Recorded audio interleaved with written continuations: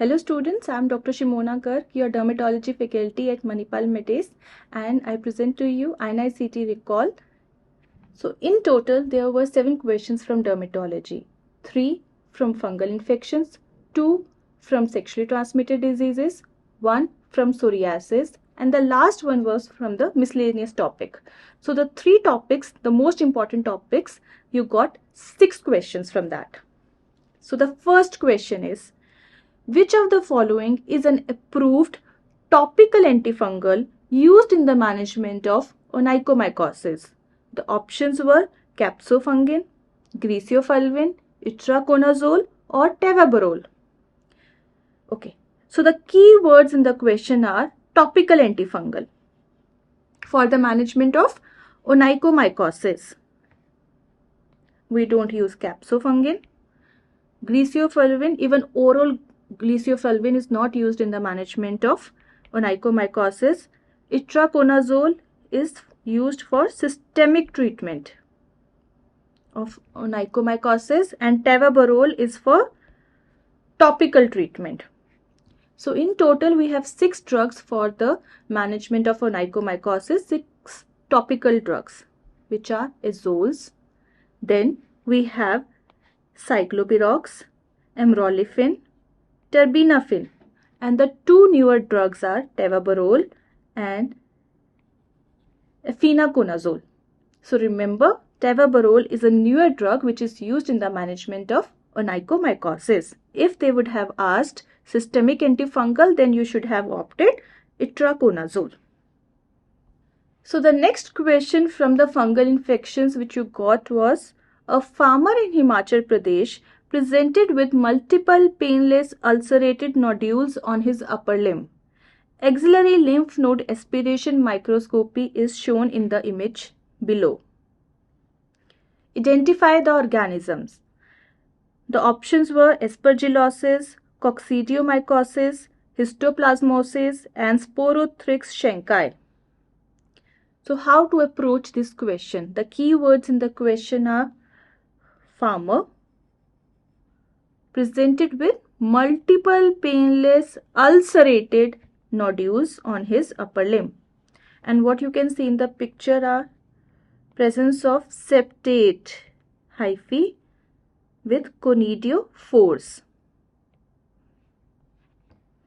So the answer here is Sporothrix shankai, causing sporotrichosis, in which mostly the lesions they are present over the upper limbs, and the lesions they happen in farmers, gardeners or in florists. That is why it is also known as rose gardener's disease. The lesions they are present in a linear pattern as multiple discharging nodules and sinuses. On histopathology, what you see is presence of asteroid bodies. So this is the fungus which is surrounded by eosinophilic material in a star-like pattern, also known as Splendor-Hippel phenomenon. So the right answer here is D, Sporothrix shankai.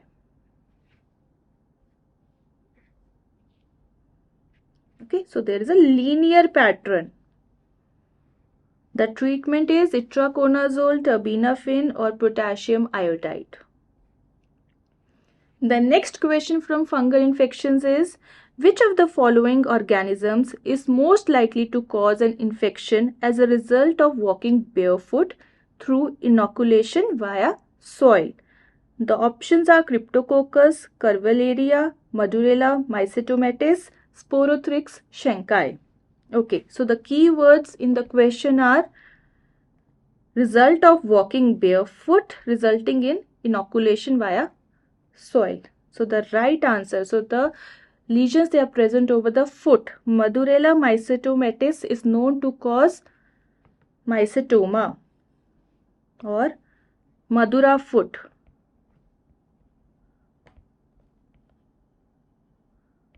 Right, so this is how it looks.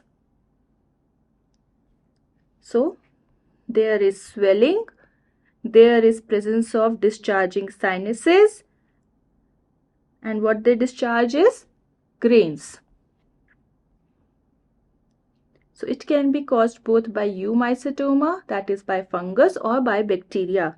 So the most common fungus responsible for this is Madurella, whereas the most common bacteria responsible for this is filamentous bacteria like Nocardia. So the right answer over here is Madurella mycetomatous. The next question is from papillosquamous disorders. Which of the following does not differentiate psoriatic arthritis from other arthropathies? Diarrhea, dactylitis, enthesitis, or nail pitting? So to answer this question, remember the Casper criteria for psoriatic arthritis, which states that there should be inflammation of any joint, spine, or enthesis, right? So enthesitis is present in psoriasis. Then it stated that there should be presence of psoriasis, either current or history of psoriasis or family history of psoriasis. Then presence of psoriatic nail dystrophy, which can be in the form of pits. There can be onycholysis, subungual hyperkeratosis, or oil drop sign. So nail pitting is also seen in psoriatic arthritis. Then rheumatoid factor is negative. Then presence of dactylitis, either current or if there is history of any swelling of joint. And then fifth is radiological newborn formation. Okay. So dactylitis is also seen. Diarrhea is the right answer for this question, that it is not seen in psoriatic arthritis. So even if you don't know the Casper criteria, you can remember that in psoriasis there is presence of skin lesions, there is involvement of nails, and then there is involvement of joints. You never studied about presence of diarrhea, right? The next question is from STD. Which is not the cause of urethritis in males? Gonococcal, Gardnerella, Mycoplasma, Trichomonas. Again, a very straightforward question.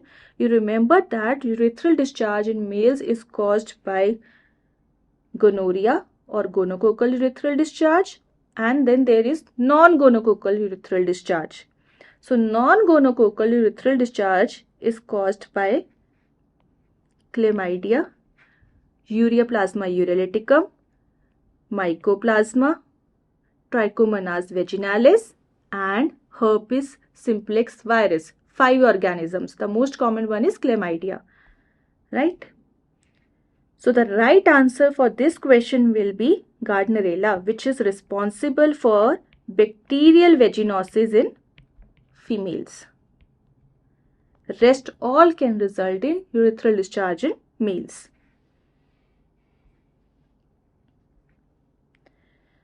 Next question from sexually transmitted diseases. A female presented with foul smelling vaginal discharge. Cervix was normal on examination. Whiff test was positive. What is your diagnosis? Bacterial vaginosis, candidiasis, chlamydia, or trichomoniasis? So when we say that the whiff test was positive, we know the answer, that it is bacterial vaginosis. The other clues like foul smelling, vaginal discharge, and normal cervix just helps to rule out the other option. For example, in trichomoniasis, we have strawberry cervix.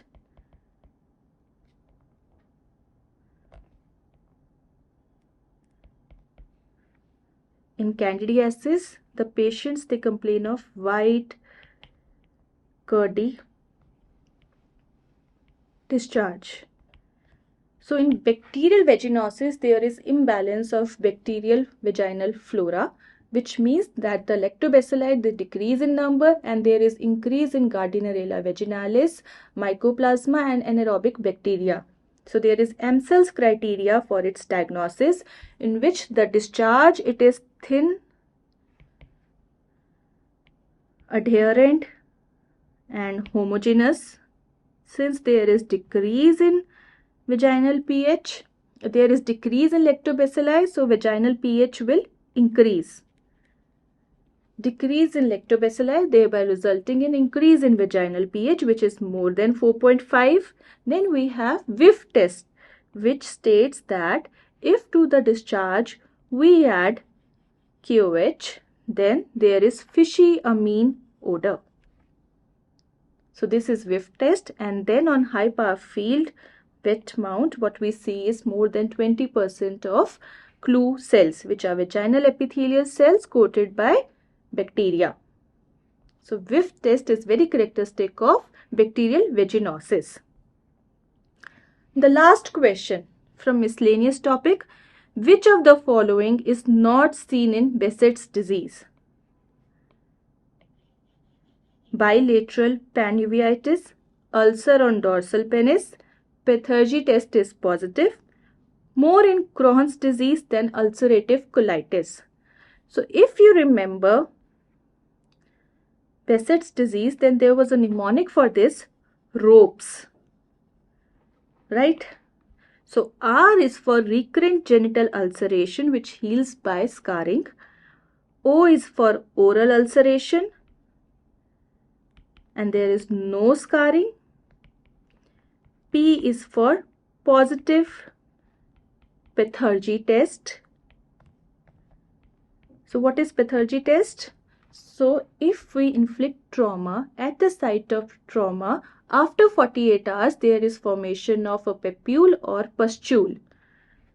This is because of the release of inflammatory cytokines seen in Behcet's disease, pyoderma gangrenosum, Sweet syndrome. From E, we have eye involvement in the form of bilateral panuveitis, iridocyclitis,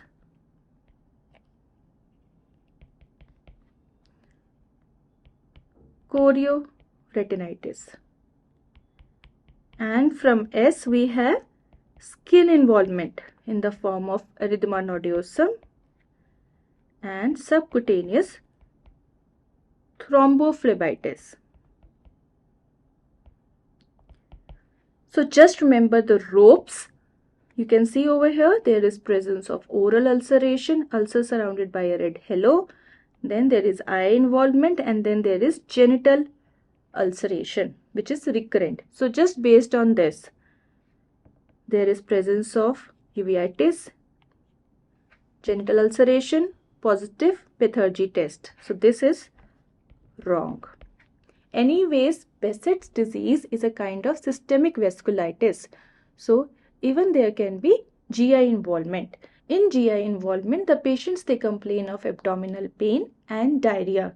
The disease, it mimics ulcerative colitis as well as Crohn's disease. So what we say is that Behcet's disease, gastrointestinal involvement, is basically a spectrum of diseases in which one spectrum is Behcet's disease, one is Crohn's, and the other is ulcerative colitis.